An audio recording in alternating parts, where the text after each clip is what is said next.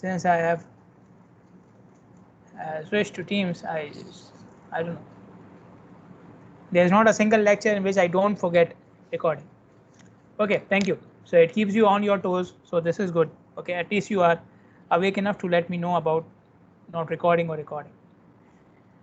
Okay, so I was saying accessibility and mobility are the two main functions of any highway.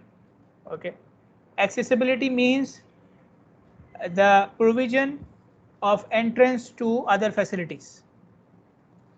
The provision of entrance from the highway to other facilities, offices, houses, shops, or other highways, and so on. Okay, and it can be measured by the number of entrance or exit points you have, or the number of intersections you have from on the highway. Accessibility can be measured by the number of access points or exit points you have from the highway. Okay, then the next characteristic is mobility. Mobility is the ability of the highway to the ease of movement through the highway. The ease of movement through the highway, the ability of movement through the highway. And it can be measured, mobility can be measured in terms of the capacity of the highway, how many vehicles it can handle per hour, and the speed of the highway. Okay, so if the speed of the highway and the traffic capacity of the highway is higher, that means mobility is higher. And if you have more points, more entry points from the highway to other facilities, that means accessibility is higher. Now, mobility and accessibility are inversely proportional to each other. Mobility and accessibility are inversely proportional to each other. When accessibility increases, mobility decreases. Okay, like you can see the table on the right hand side of the slide, it gives you different types of highways which have already studied in the highway course. So you can see the mobility it provides, the mobility provided by these different types of highways. So freeways have the highest mobility. So there are virtually no entry points from this highway directly to any facility. From a freeway, you will not find any direct entry point to a facility. No house, no garage, no parking slot is directly linked with the freeway. If you want to see the example of freeway in Bahrain, Sheikh Isa bin Salman Highway, Sheikh Khalifa bin Salman Highway, there are two main examples of freeways in Bahrain. So you will find few ramps which are connecting this highway to another highways, but no direct access to any other facility. So the mobility is very high, the speeds are very high, the traffic capacity is very high, but the accessibility is virtually zero. Okay, and as you move along from freeways to arterials to collectors to local streets, the number of entry points increase. Obviously, they are increasing gradually. Okay, so arterials have few entry points, collectors have more, and local streets have like entry points in every few meters. Okay, because local streets connect to each and every house and each and every parking garage and each and every shop in the on it. Okay, so the accessibility is 100%, but the mobility is almost or close to zero. They have low capacities and they have low speeds as well. You want to see the schematic of these different types of highways and their functions. It is on the left hand side of the slide. So you have a freeway which would be connected to another arterial, another freeway with a ramp. So it will not be an intersection. Freeways don't have intersections. So it may be connected with a ramp. So a ramp is the lowest form of accessibility. The ramp is the lowest form of accessibility. So it does not affect the mobility significantly. A ramp does not affect mobility significantly. Okay, it has a very minor effect on mobility. So there may be very few ramps. Even the ramps are very few, but no intersections. And then you come towards an arterial. The arterial may be connected to the collector with an intersection. So like I said, arterials have very few intersections. Okay, so it has higher accessibility compared to freeway, but still it has very high mobility as well. Then you come towards the collector. The collector is connecting most of the local streets. So it has many intersections. So mobility is lower, accessibility is higher, and then if you move on to the local streets, then it is connected to each and every facility present on it. So the accessibility is very high, mobility is very low. Now one trip, keep one thing in mind. There are different movement levels which can exist in one trip. One trip can have different movement levels. There are total 6 movement levels that can happen within a trip. Okay, so these are, you see the 6 names on the slide here. There are different levels of movement within the same trip. They are not different types of trips. Okay, now the main movement is and I will try to connect it to the types of highways and their functions. So the main movement happens, the main movement level happens when you are going on a freeway from one area to the other. The main movement happens on a freeway or arterial which is connecting your origin area to your destination area. So the area, okay, not your house directly, but the area itself. So the highway which is connecting different areas, that will provide the main movement of your trip. Then you have transition. When you go from that highway, when you exit that highway, that is the transition. So you exit that highway when that highway is crossing your area, you exit it and you enter your area. That is the transition level. The transition level. Okay, the transition level is when you have exited that highway that was going towards your area and now you have entered the area, that is transition. So it can be through a ramp. Okay, so that ramp which is exiting the highway will be the transition. Then you enter the distribution level where you enter the highway which is going within your area, the road or the highway which is going within your area, maybe a collector street. Okay, then from that collector street you turn towards your destination. So it can be a collector, another collector, or a local road. That will be the collection level. The collection level. So the distribution is on the main highway which is going across your area, and then you move towards a specific part of the area where you are supposed to find your destination. Okay, and then access is the last street or the last road which will directly take you to the gate or door of your destination.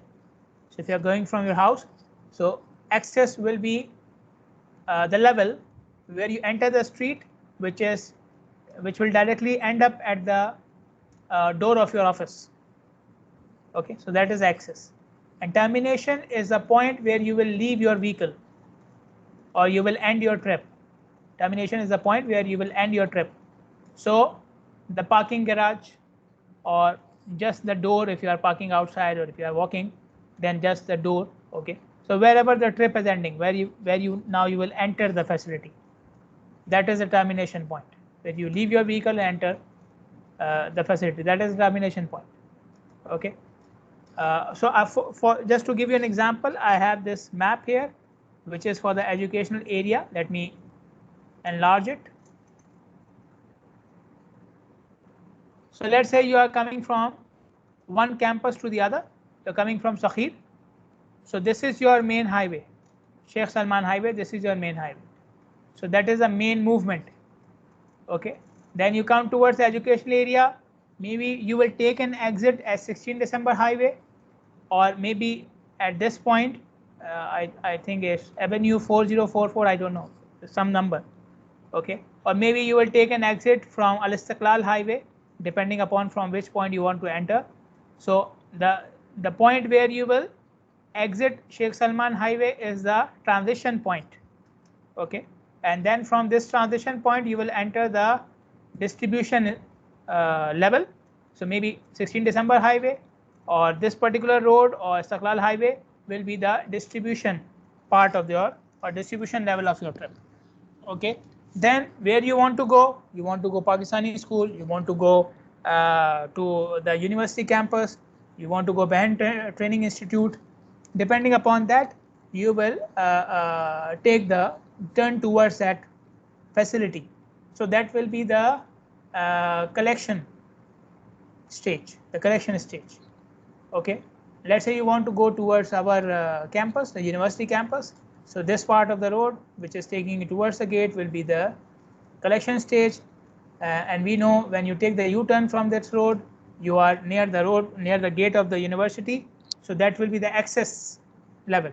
The access level, because it will take you directly towards the university. And when you enter the parking lot of the university, that is the termination level. Parking lot of the university is the termination level. Okay.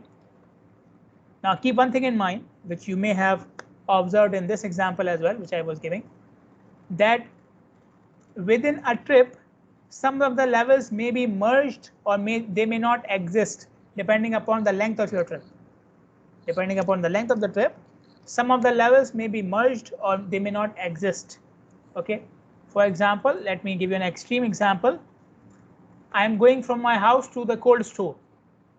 So I don't have to take a highway. I don't have to go through collector roads and multiple local streets to reach that local store.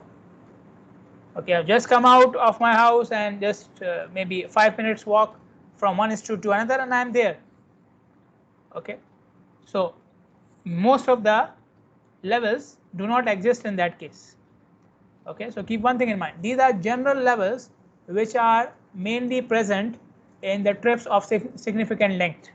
These 6 levels are found in almost all the trips which have significant length. Okay, which have some length. So when you enter your professional life, you will be going towards your office, and you will find most of the levels in those trips. Okay, and you go for shopping, you go for picnics, you will find most of these levels in your trips. Okay, so they are for majority of the trips, but in some particular trips, these levels may not exist.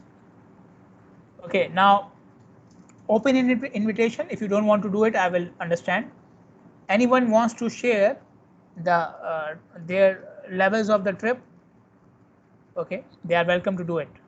If you want to share your levels of the trip, that my main movement was from this highway, I come from this area to this area, you can do it. Okay, and if you want, you can eliminate the last 2 stages. If you don't want to disclose the location of your house or something, you can eliminate access or termination.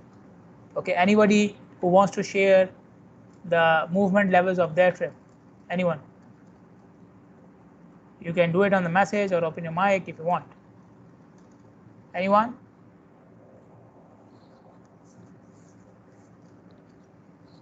No one?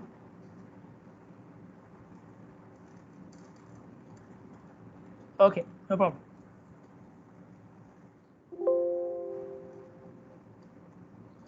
So now we start another topic, which is geometric design of the roads. Something again you covered in the highway engineering course. It is in chapter 27 of your textbook, but I'm covering it earlier because it will be reasonably fresh in your minds. I'm hoping so. So I can cover it quickly, and it will be easier for you to understand the concepts as they are fresh in your minds, or fresher in your minds. So, but in your textbook they are saying, okay, we will finish the complete traffic engineering concepts, and then we'll move on to the geometric design of the road. But for our case, we will do it early. Okay. Road geometry consists of 3 elements. Geometry of the road consists of 3 elements: horizontal alignment, vertical alignment, and cross-sectional elements. Okay, horizontal alignment, vertical alignment, and cross-sectional elements. These 3 things consist, they make up the geometry of the road. Why it is important to discuss it in this course? Because road geometry affects traffic flow. Road geometry affects traffic flow. So horizontal alignment, vertical alignment, and cross-sectional elements, they affect traffic flow. So if you want to design traffic flow, you want to manage traffic flow, you must have concepts of road geometry or geometric design of the road. Otherwise, you cannot do your job properly. Okay, so they are interlinked. The standards and practices and equations and models which are used for geometric design of the road are coming from a manual developed by AASHTO. I already asked you what AASHTO means, and you gave me the correct answer. It is written on the slide as well. American Association of State Highway and Transportation Officials. They have developed a manual. The name of the manual is a policy on geometric design of highways and streets, and they have updated it over the years. And this is a manual which is used for geometric design of the road all over the world. Okay, although it is developed in USA, but it is used all over the world, and even in Gulf countries, this is a manual which they are following. Okay, they have changed some values here and there, but this is the manual they are following. Okay, they are each country, okay, like Bahrain, Saudi Arabia, UAE, they are following this manual, okay, with some variations. And now it has been the plan is in the pipeline to combine the standards of highway design from all countries and develop a Gulf code. They have not done it yet. Okay, like it's the draft is there, but it is not operational yet. Okay, but in any case, it doesn't matter because their source is the same, which is this code, the AASHTO code. Okay, even for structural design, same thing. They are following the American codes individually, but they are trying to combine it. Hopefully, they will do it soon. The last edition of this book was published in 2018, which was the 7th edition. So after the 6th edition, it is available online, free, no problem. And your textbook, the highway textbook, the traffic textbook, or any other textbook which you are using from before, they are using the same manual. If you find a textbook which is from 2020 or 2021, they may be following the latest edition of the manual. Okay, so if you find the manual, if you find a textbook which is following, which is from 2020 or 2021, let me know. Forward it to me. It will be a continuous charity on your behalf. This manual is also known as a green book because they keep the cover as green color. Okay, so that's why it's called as a green book. And according to my observation, they keep on increasing the amount of greenness on the cover. Okay, so the 7th edition is more green than the 6th edition.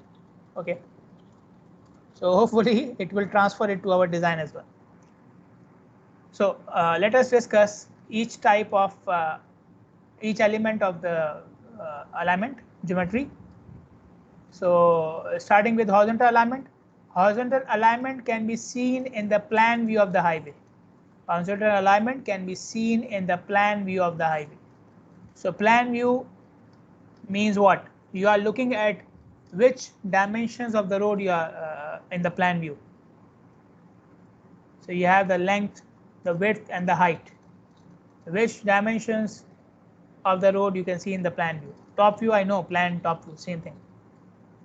So it means what? Which dimension you are looking at? Length, width, height.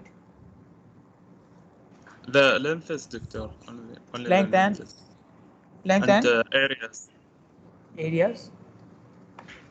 Length and width. Yes. Yeah. Sorry. Length and width. Okay. So you cannot see the gradients.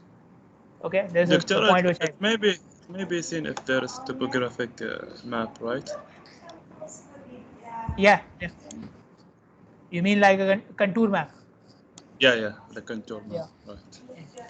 If you draw the road on the contour map, then maybe you can have an idea about the elevation. Otherwise, it is mainly for length and width. Okay, so in the horizontal alignment, you will see the tangent sections of the road, which are straight parts of the road, and then you have horizontal curves which are joining these tangents. Okay, so road is designed as a series of tangents, and wherever you have a change in direction, you join it with a curve. And in many cases, the curve is joined with the tangent with some additional elements. We'll talk about these elements later on. So the horizontal alignment includes tangents, which are straight parts of the road. Then the change in tangents or the change in direction is joined with horizontal curves.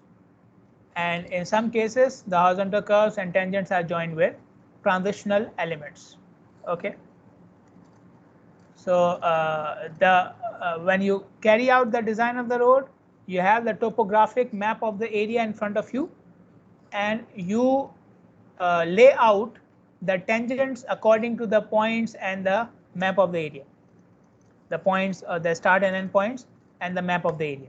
You lay out the tangents, and then wherever you see the tangent is changing, you join it with the curve and transition elements. Okay, so for example, I wanted to join this point, the one on the left bottom, to the one on the top right corner of the image.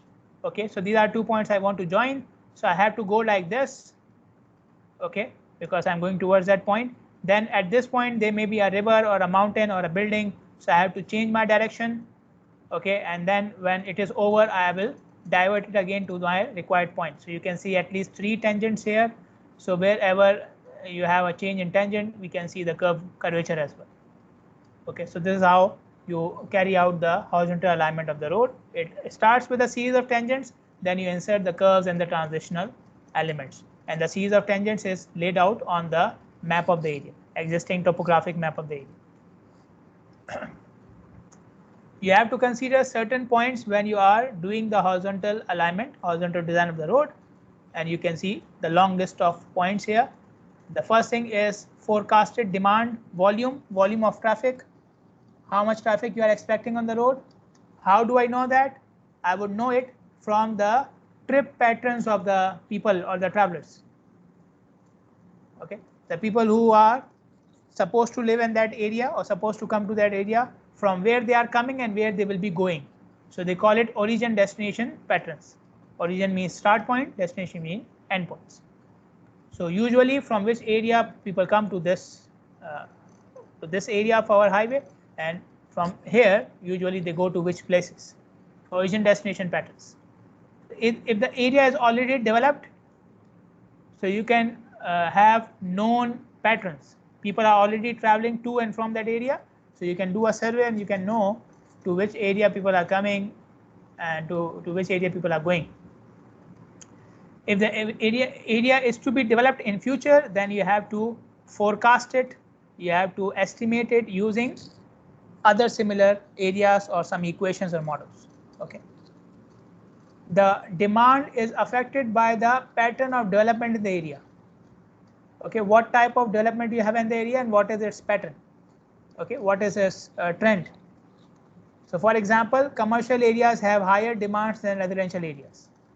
Educational areas have like intermediate demands and so on and so forth. Okay, and what is the pattern of development? Is the area is completely saturated? Is the development completely saturated, or are there future plans to increase the development in the area? So obviously the future demand will increase. So the demand and the development in the area, both things, the volume and the pattern of development, both are related to the demand. Okay. Then we have engineering properties of the area. You can see 4 points related to engineering properties of the area, starting with topography. Now topography means what? Define topography for me. Go ahead. Topography, Doctor, is a map showing the land, ground situation of the place. For example, the elevations of the ground, there is the difference between elevation between points inside the. Okay. Natural features of the land. Yeah. Okay. Yes. Good. So you can see if there is a mountains or there is a. Okay. Anyone else? Any other words or any other additions you want to make? Natural features of the land, a map which is showing the differences in elevations. Anything else somebody wants to say? You want to add something?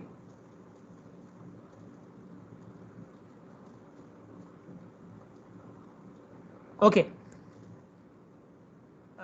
Topography, yeah. Natural, artificial features of the area, differences in elevations. Okay, elevation pattern, I would say. Okay, or the shape of the surface of the area. Shape of the surface of the area. So it includes mainly elevations. So topography, you must know the topography, natural barriers, rivers, mountains, railway roads or railway lines. Okay, things like that. Subsurface conditions. Subsurface means below the surface of the road. Soil properties, water levels, vegetation, living species. Okay. Drainage patterns. Drainage pattern mean here we mean the natural drainage of the area. Natural. So whenever there is rainfall in the area, what is the direction of flow naturally? Water flow water flows in which direction naturally in that area. So the drainage channels which we will construct with the road are not included here. Okay, so we are talking about the natural drainage which will be along the topography of the area, right? So these are the engineering properties you must know. Then we have other properties which are critical, but they are not engineering or related to demand, such as economic considerations, construction cost, operation cost, cost of material, cost of labor, these things, benefits which you are getting out of the system, environmental considerations, damage to the area, the environment of the area, noise pollution, air pollution, changes in water levels, okay, disturbance of people living in that area, relocation of other animals and other species of that area. So environmental considerations must be taken into account. Social considerations, acceptance of the people for the system. Okay, I will give you two examples. One is, now we know when you talk about high speed rails, we think of China, Japan, countries like this. So there was a time, I read it in a book, I don't know about the current situation, but there was a time when people were protesting in China for against the construction of these railway lines. They were saying that it disturbs us, it causes us noise pollution, it is ruining the beauty of our area, and so on and so forth. Okay, I don't know, maybe people have learned about the benefits and they may not be doing it right now. But social, so that was one example. Another example from my own experience, I started my PhD 2011. I said to my supervisor, we will do, let us do something, or let us research something on the, for public transport. He said, no way, we are not doing it. We are doing it for public transport, people will not pay attention to it. Okay, because it's not something which is acceptable, which is accepted easily. Okay, so even so now from that point onwards, things have moved very fast, especially for Saudi Arabia. Now they have metro and other things, but mainly started from the Haramain, right, for the pilgrims to facilitate their movement. But then now it has spread even to countries, to cities like Riyadh as well. But countries like Bahrain, still we are behind in that respect, right? Still behind in the case of, so this is something socially related. We all know there is nothing wrong with public transportation, but we are not used to it. Okay, we are not used to it. So acceptance of the people for the system, that is another thing you have to consider. Then we talk about, or then we come to vertical alignment. Vertical alignment can be seen or is related to the profile view of the highway, the profile view of the highway. So same question, which dimensions of the highway you see in the profile view? Length, width, height. Which dimensions? The heights, Doctor, and lengths. Height and length. Height and length. Okay. So height and length. Yes. So there is no cross section shown on the in the profile view. There is no cross section shown in the profile view. Okay. I'm trying to clarify these things because later on, when we merge these concepts together, you may be mixing direction with slope, slope with longitudinal slope with cross section slope. So I'm trying to clarify it, I'm trying to differentiate it, so later on when we are using everything together, you don't have any confusion in your mind. Okay, so profile view, you are looking at the length and the width, length and the height, okay. So you can see the gradient of the road along the length, okay, gradient of the road along the length, okay. They are calling it longitudinal slope, okay. So in the profile view, or when you are doing the vertical alignment, you will have state gradients. We have some standards for that, okay, for the values of the state, for the gradients, longitudinal slopes, and wherever you are providing a change in gradient, you will provide it with a vertical curve. Okay, so in the vertical alignment, you will see gradients and vertical curves. Okay, so gradient means longitudinal slope, which is expressed, obviously you know the slope is ratio of height and length. Okay, so height means difference of elevation, rise or fall per unit length of the highway. You can represent it in the form of decimals or percentage. So you can say 1% slope, that means 1 in 100 feet, 1 feet rise or 1 feet fall in length of 100 feet, or 0.01, okay, means the same thing. When we are doing the vertical alignment, we try to conform to the topography of the area, whatever the natural pattern of elevation is, we try to conform to it. Okay. Now this means what?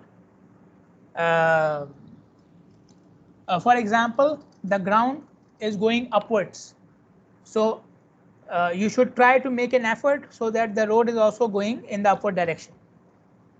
Okay, and vice versa. If you don't do that, you will increase your construction cost, because then you have to do more excavation or more filling, one of the two things. So you are increasing the construction cost. Secondly, you will also destroy the beauty of the area. Okay, the road will not look natural to the eye of the user. Okay, so this is not our prime concern. For, by the way, beauty is not our prime concern, but if you can maintain beauty with a low cost design, why not? Something is saving my cost and also looking aesthetic. Why shouldn't I do it? Okay, saving money and looking good is a very rare combination, huh? Saving money and looking good, very rare combination. You don't find it. Okay, nowadays in this world, you don't find it. Want to look good, spend money. Okay, something you know, a tip for your future. Beauty comes at a cost, but in terms of roads, we are good. Okay, beauty comes with cheapness. Okay, just one more note here. Conforming to the topography doesn't mean following it point by point. Conforming to the topography doesn't mean following it point by point. We are just following the pattern. Okay, so if the ground, you are in a mountainous area, the ground is at a 60% slope, it doesn't mean you will design the road with a 60% slope. Then no car will be able to go through it. Okay, the cars will be sliding down, the trucks will be sliding down. Okay, so it's just a pattern going up. Okay, we will go upwards, but according to the safe gradient of the road. Okay, we'll discuss the safe gradients of the road, but just to show you what I mean here, I mean this, what you can see in this picture. Let me enlarge it. See, this looks like a, some adventure ride. Okay, doesn't look like a road. Okay, so we don't mean like this. Okay, nobody can traverse it. Okay, so don't mean like this. So you can go upwards, because obviously you can see the ground is going upward, but not with the same slope. The engineer did nothing. Okay. So usually horizontal layout is done first and then the vertical layout comes. First of all, you do the horizontal layout, you lay out the tangents and everything, and then you start with the vertical alignment along the length of the road. You decide about the gradients, and wherever the change in gradient, you insert the vertical curves. At some points, you may have to make some adjustment to the horizontal layout because the ground may not be suitable for safe vertical alignment. So you may find that the horizontal layout is passing through a mountain where I cannot provide a safe gradient. Then you may change the horizontal location of the road as well. You may adjust the horizontal layout as well. But as much as possible, we start with the vertical, horizontal, move on to the vertical, and then we move on from there. Okay, if changes are required, some minor adjustment can be made, so it will create another trial. Okay, so it's like a trial and error, but with very few minor adjustments. While you are designing the vertical curves, so for horizontal the gradients, we have some guidelines. I will show it to you. But when you are designing the vertical curves, you have to keep certain points in your mind. Provision of adequate side distance along the profile of the road. So when you are giving vertical curves, the curvature of the road can hide the or can obstruct your line of sight. For example, if you are on this side of the road, so if there was no curvature, you can see in a straight line like this towards this point of the road. Okay, your line of sight can see straight towards the other part of the road. But because of the curvature, now this part of the road will not be visible to you. This curvature is providing the obstruction to your line of sight. Okay. If you want to see an example, a live example, you can go on Sheikh Salman Highway, the clock roundabout. Go ahead towards the Zallaq area, where you have the end, where the Zallaq Highway is about to start. Before that, you have the signal. Before the signal, you have the roundabout. You can see the effect of the vertical curves there.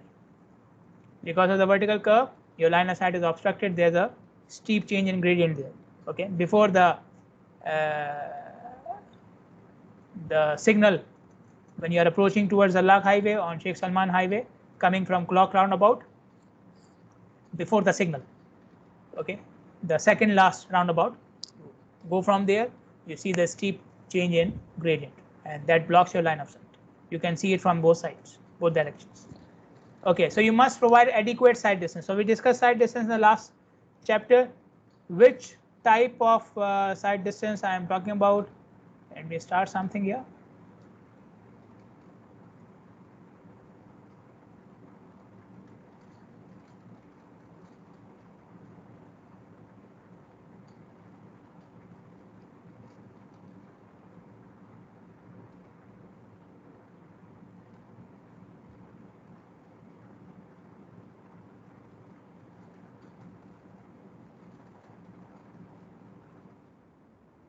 So which sight distance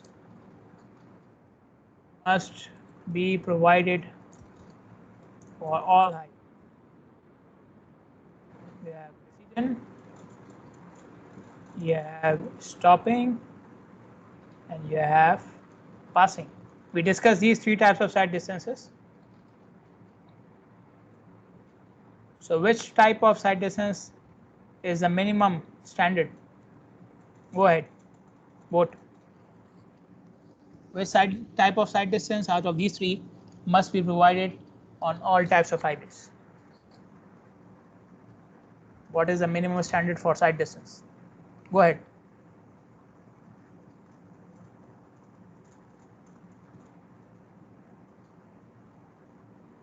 Okay. Keep it going. Good. Good.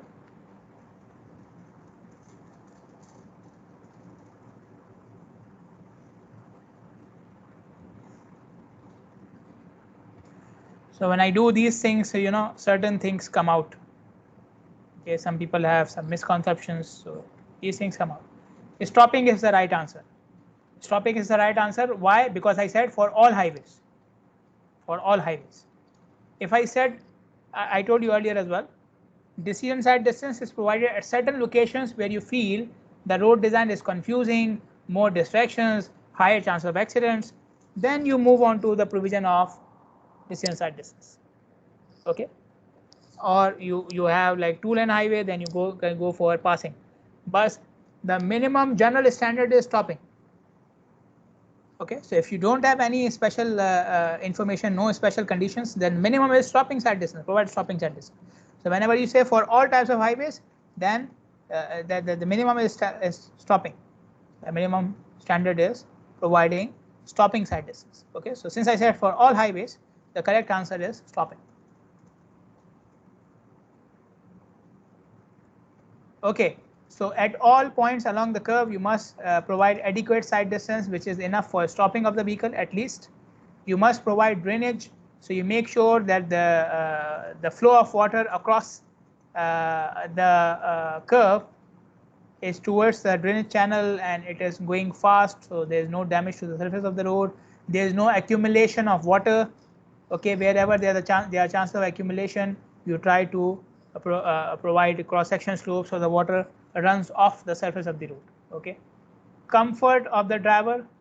Okay, so sometimes the slope looks steep. Okay, especially you must have seen it in parking lots. Okay, in parking lots, underground parking lots, when you're going up the ramp of the parking lot, the slopes are very steep because of, you know, space restrictions and so on. But this is not a preferred situation. This is not a preferable situation for the design engineers.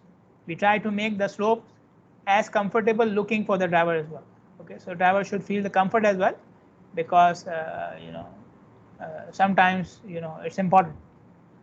Okay, so comfort is another thing you have to look for, and the aesthetics. Okay, make sure the road is looking good as well. Okay, so these are things you need to consider when you're designing the vertical curves. Then we come towards the cross section elements of the road, the third part of road geometry, cross section. So cross section means what? Now which dimensions you are looking at? In the cross section, which dimensions you are looking at? Width, height, length, which?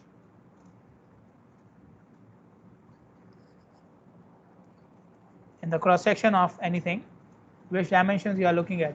We see, Doctor, we see the width and the elevation, I guess. Width and the elevation, yeah. Length, Jafar, you cannot see length. That is the profile view. Okay, length is in the profile view. Width and height. Width and height. Okay, so when you cut the cross section, you will not see the length in that drawing. Okay.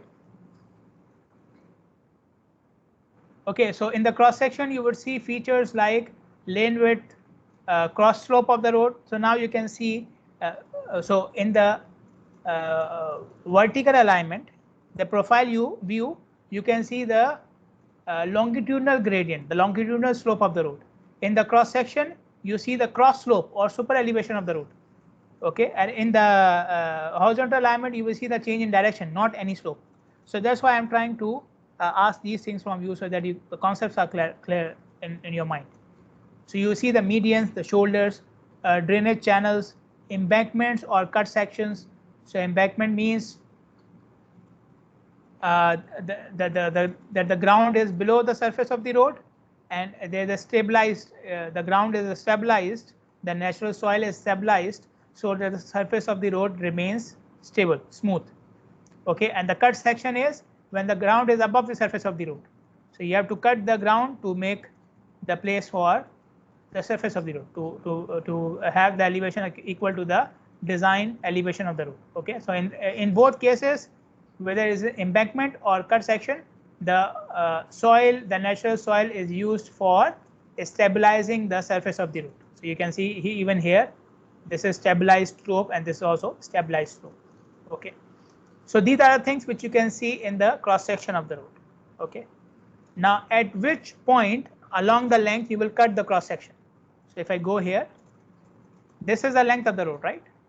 So at which point I should show the cross section? At which point should I cut it and show the cross section to the client? This is usually done after every 100 feet or 30 meters. The cross section is shown after every 30 meters. So for example, I will cut a cross section here, show it to the client, and then I will draw it for the client or for the contractor. And then after, from this point, I'll move along 100 feet along the length and I will cut another cross section, and so on and so forth. So usually cross sections are cut at 100 feet intervals or 30 meters intervals, or wherever you are changing or transitioning the cross section elements. So for example, you are changing the lane width. So the point where the new lane width is introduced, you will cut the cross section there. If it is at 150 meters, you will cut the cross section at 150 meters or 150 feet, whatever the value is. Okay, so 100 feet is a normal value for cutting the cross section and showing it and drawing it for the client and the contractor. But the additional cross sections will be drawn wherever you are providing the change in cross section. Okay. Okay, so while you are drawing these profile views and cross sections and